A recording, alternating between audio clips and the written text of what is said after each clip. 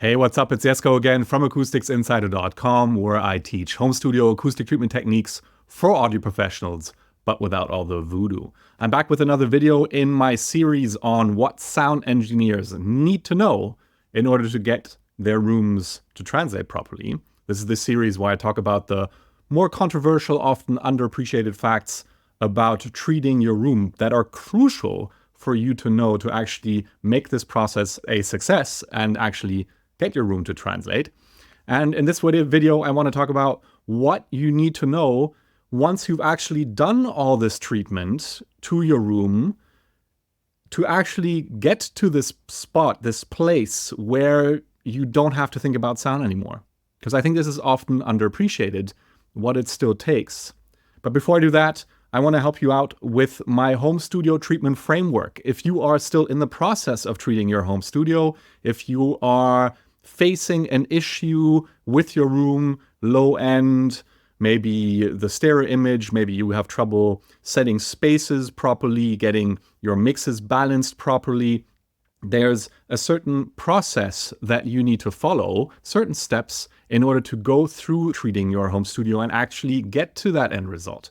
And so this is my big picture kind of top view framework that shows you what those steps are and in what order to actually go through them. So you're not missing anything, but you're also not getting hung up on something that you don't actually need to think about that much. So this is my home studio treatment framework. You can get that completely for free at the link in the description. If you are in the process of treating your home studio, if you are thinking about treating your home studio, I want you to download this to make sure that you are not missing out on anything, that you are focusing on the right things at the right time and actually getting this whole thing done, which is just as important as anything else.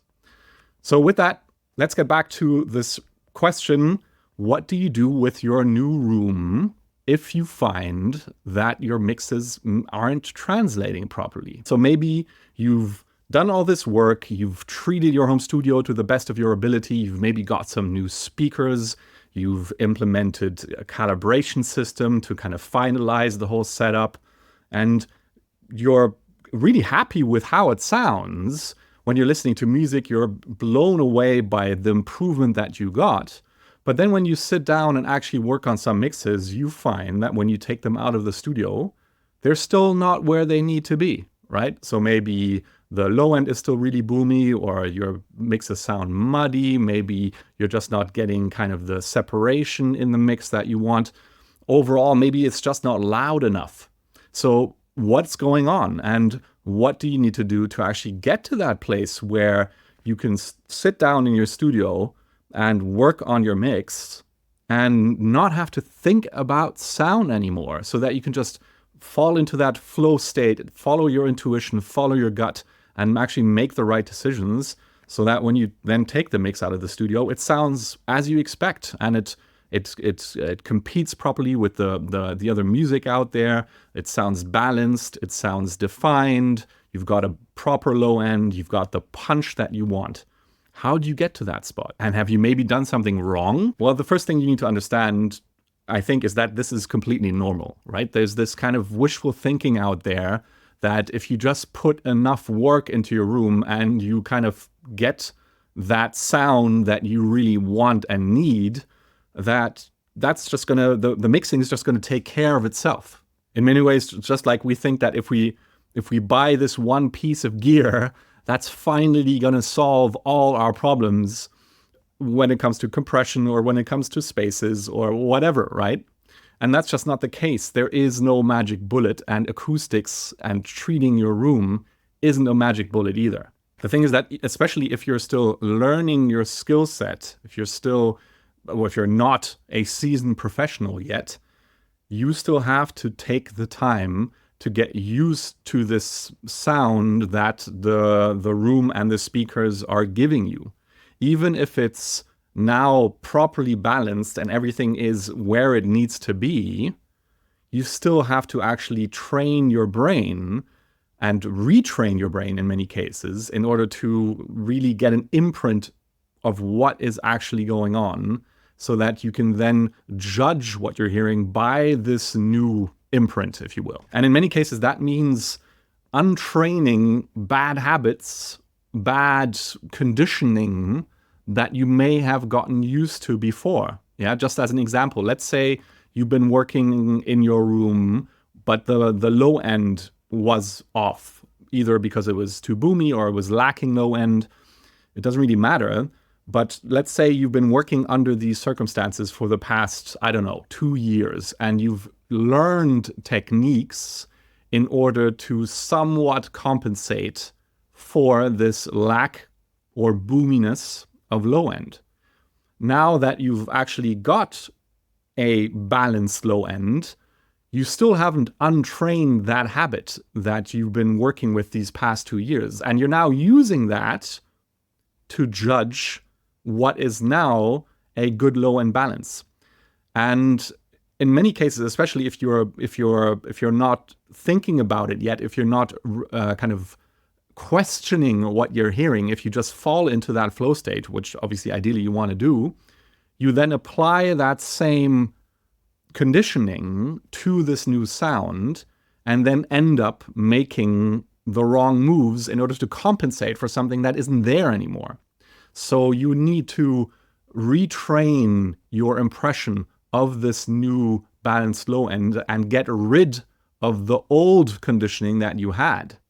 And that can take time. And in my opinion, somewhere between 3 to 6 months is totally normal until you really get to a place where you're not having to, or where you're not surprised by things happening in the mixes once you're kind of doing quality checks again outside of the studio. So of course, if you're now thinking, great, 3 to 6 months, fantastic, now I have to put in all that work again. Unfortunately, that's just how it is. You got to remember that the mixing side of things is still art. It's still a skill set that you still need to learn. So unfortunately, that still needs to happen. The kind of upside of it is that as you start going through this process, you'll realize more and more that you can trust what you're hearing in your room, and the kind of the finer details, the different aspects of the sound that you can now trust that you weren't able to trust before. And that's a really great motivator when you first realize this, that suddenly this isn't like this particular aspect of mixing isn't something that you're fighting anymore. Yeah, so as you're going through this learning process, you'll get more comfortable and more confident as you go on, till the point where you don't have to think about the sound anymore.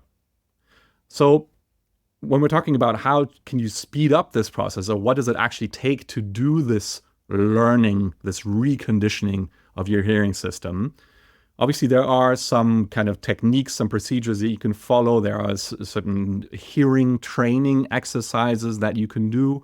For example, if you look at Gregory Scott's YouTube channel, Cush Audio, right? Maybe you've heard of them. They do plugins and hardware. And Gregory Scott has got a really great YouTube channel, The House of Cush, where he presents exercises to train your hearing on all aspects of hearing and mixing, right? So he talks a lot about compression and dynamics, because that's kind of a thing that he really likes. And they're really great and insightful exercises that he shows on his channel.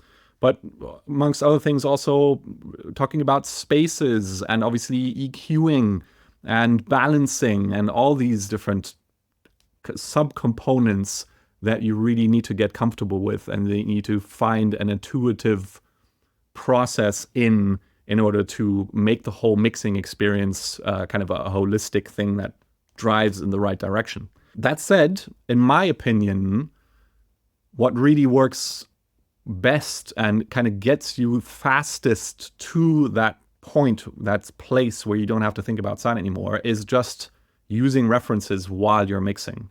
Yeah, sure, you can use these individual exercises here and there to kind of touch up on certain aspects of the process where you think you might be lacking, but nothing helps you more and speeds up the process more of getting to know the sound in detail than just using reference music while you're actually mixing. It's obviously a bit of a jumping into the deep end of the pool kind of situation, but that's also why it teaches you so fast how to get to the end result, right? So that's what I want you to take away from this little thought exercise here. If you're struggling getting your mixes to translate in your newly treated room that you've put so much work into, it's not surprising. It's totally normal. You still have to learn your speakers. This is still part of the process of learning to mix properly. And in the end, the acoustics isn't going to do any work for you. It is a force multiplier. It just makes everything you do quicker and easier. And so the thing to do now at this point that you're at is trust that you've done the right thing on the treatment side, and now get back to focusing on actually learning the skill of mixing and go through that process. Give yourself time to go through that process of learning this new image, this new picture that the room and speakers are presenting to you, in order for you to really calibrate what you're hearing, recondition what you're hearing properly, and then get closer and closer to that state of mind, that state of hearing where you don't have to think about sound and you intuitively make the right decisions in your mixes and the whole process of just creating music. So that's it for this video. Let me know if you agree or disagree with what I just said. Maybe the finer details of what you've learned on the same aspect of having to learn your room even once you've done all the treatment. Make sure you let me know in the comments. But with that, let's get back to learning to trust our ears, having fun making music in the studio. I'll see you in the next video.